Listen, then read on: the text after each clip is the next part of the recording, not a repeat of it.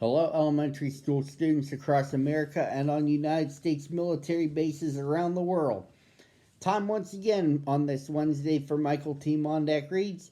I'm Michael T. Mondak, and I'm back with you on this Wednesday, Hump Day, virtually reading one picture book to you, your parents, and your teachers. But I can't do it without a preview as to what I'll be reading. Here it is for this Wednesday.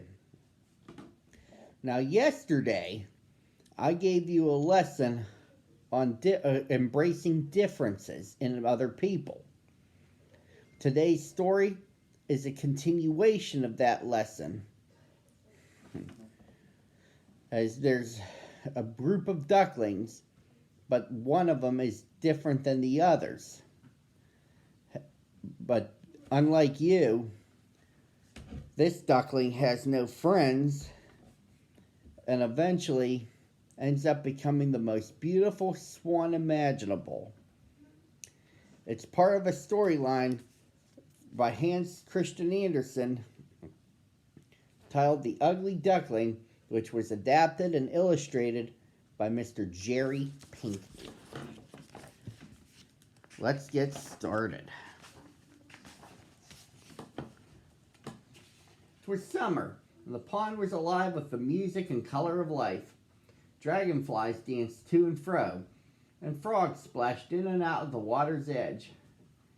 Below the surface, fish swam together in harmony, while birds swooped through the air above. And all around, a gentle breeze rustled the tall grasses that grew nearby. There, secluded among the grasses, a duck was sitting on 6 eggs. 5 of the eggs were small, but the 6th was oddly shaped and much larger than the others. The duck was puzzled about that egg and how it came to be so different from the rest. But she did not worry herself about it much. She just took care of that the big egg was as warm as the rest. This was the first set of eggs that the duck had ever laid, and she was very pleased and proud. One day, when she saw tiny cracks on 2 of them, she drew the eggs closer to one another and didn't move for the rest of that day. She sat steadily on the nest for a whole night. Before the sun rose, the 5 little eggs were empty, and 5 pairs of eyes were gazing out upon the green world. "I suppose you are all here now," said the mother as she stood up. "No, I have not got all of you yet. The biggest egg is still there. How long is it going to take?" She settled herself on the nest again. The day wore on and the big egg showed no signs of cracking.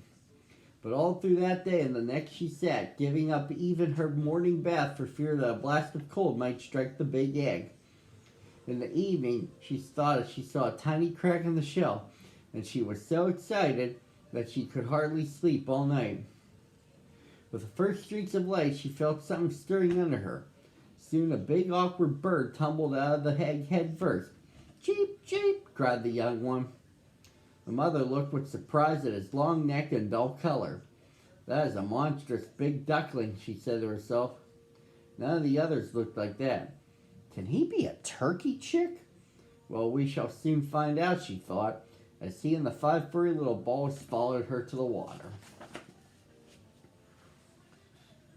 Did you ever see anything quite as ugly as that great creature one of the ducks in the yard taunted as the family walked by? "He is a disgrace to any brood," another agreed. "I shall go and chase him out." And he ran to the big duckling and bit his neck. "Leave him alone," the duckling's mother said fiercely. "He is doing no harm." "No, but he is so ugly that no one can put up with him," answered the stranger, and the poor duckling drooped his head. "He may not be quite as handsome as the others," his mother answered, comforting him, "but he is tall and very strong. I am sure he will make his way in the world as well as anybody." But as time went by, matters grew worse. The poor duckling was chased by all of them, even his brothers and sisters. The ducks bit him, the hens pecked him, and the girl who fed them kicked him aside. At last he could bear it no longer, and one night when the ducks and hens were still asleep, he stole away. By dawn, he had reached a grassy moor full of soft, marshy places. It was peaceful there, and the duckling wished that he might stay forever, away from everyone, until bang! Bang! At the sound of the gun, whole flocks of wild geese flew up from the rushes. Sportsmen lay hidden among them around the marsh, and some even sat on the branches of trees that overhung the water. For a few long minutes, the firing continued.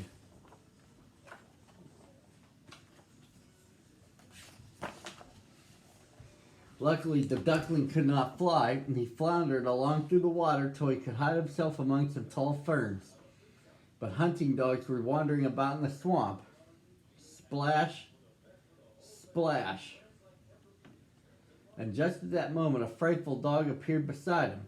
His tongue hung right out of his mouth, and his eyes glared wickedly. The duckling grew cold with terror and tried to hide his head beneath his little wings. The dog opened his great chasm of a mouth close to the duckling, showed his sharp teeth, and then, splash, went on without touching him. I am too ugly even for a dog to eat, the duckling thought. Well, that is a blessing, but I will never go near this pool again. Never. And so the duckling marched on bravely all day long until he reached a small cottage. The door had fallen off one hinge and hung so crookedly that he could creep into the house through the crack. He lay down there, exhausted, and spent the entire night in peace. Now in the cottage dwelt an old woman, her cat, and a hen. And the next morning the duckling awoke to the sight of all three of them. "What on earth is that?" said the old woman, whose sight was not good. "Can you lay eggs?" asked the hen. The trembling duckling shook his head. "Can you ruffle your fur when you are angry or purr when you are pleased?" asked the cat. But the duckling had to admit that he could do nothing but swim. "So it can neither lay eggs nor purr," said the hen. "What should we do with it?" cried the cat. "Oh, you are all talking nonsense," replied the old woman. "We will let it stay for a bit, for I am sure we will see some eggs from the creature soon enough." The duckling remained for 3 weeks, but he laid not a single egg. Before long he grew restless, for he wanted more than anything to have a swim. "What's the matter?" asked the hen. "I am so longing to float on the water again," said the duckling. "You can't imagine how delicious it is to feel it rushing over your head when you dive straight to the bottom." "I don't think I would enjoy it," replied the hen doubtfully, and the cat agreed there was nothing she would hate so much. "Haven't you lived in this warm room and are in our company long enough to have learned to do anything useful?" said the hen. "I suppose not," said the duckling. I think I must go back into the wide world." The cat and the hen answered shortly. "Well, very well then, go."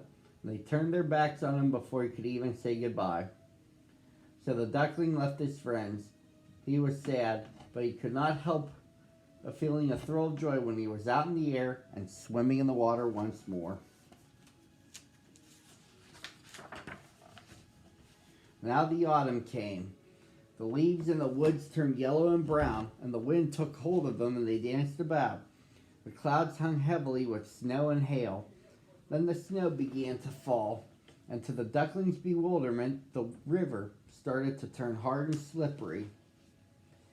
One day he heard a sound of whirring wings, and up in the air he saw a flock of birds flying high. They were as bright as the snow that had fallen during the night, and their long necks were stretched southward. Oh, if he could only go with them. But what sort of companion could he be to those beautiful beings? Every morning it grew colder and colder, and the duckling had to swim about in the water to keep it from freezing. At last, during one bitter night, his legs moved so slowly that the ice crept closer and closer. When the morning light broke, he was caught fast.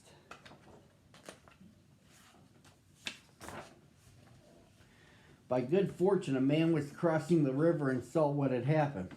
He stamped the ice so hard that it broke, and he picked up the duckling and tucked him under his sheepskin coat where the little bird's frozen bones began to thaw. The man took the bird to his children, who gave him warm food to eat and put him in a box by the fire. They were kind children and wanted to play with him, but the poor duckling had never played in his life. He thought they wanted to tease him, and so he flew, terrified at the noise and confusion, right out the door.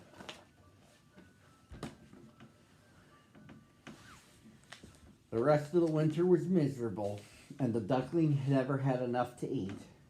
But finally, the earth had become softer, and tender young plants poked through.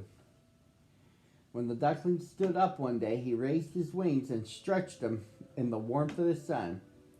He flapped them once, and then again and again, with a strength he had never felt before. Just in front of him, he saw a flock of the same beautiful birds he had seen in the sky so many months ago. One by one, he watched them step into the stream, with feathers rustling, and then float quietly upon the water as if they were part of it. I will follow them, thought the duckling.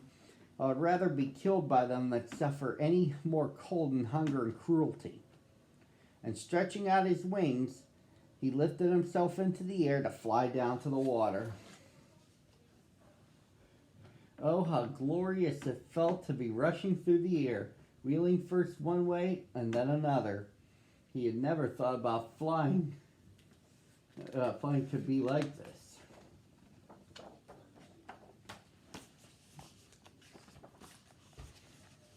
When he reached the water, some of the younger birds swam out to meet him with cries of welcome, which the duckling hardly understood. I don't know why I was hatched. I am the ugliest duckling ever to live, he said to them. He bowed his head and looked down in to the water. Reflected in the still pool, he saw many graceful shapes, with long necks and golden bills. Without thinking, he looked for his dull feathers and awkward skinny neck. But no such thing was there. Instead, he held beneath him a beautiful swan. The new one is the best, said the children when they came down from the village nearby to feed the swans. His feathers and his beak are the brightest of all.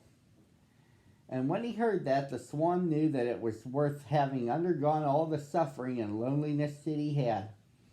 Otherwise, he would have never known what it was to be really happy. The lilacs bent their boughs down to the water before him, and the bright sun was warm and cheering. He rustled his feathers and raised his slender neck aloft, saying with pure joy in his heart, I never dreamed of such peace. And that, boys and girls, concludes the story. I'll be back with you Thursday at the same time on the same channel. See you then.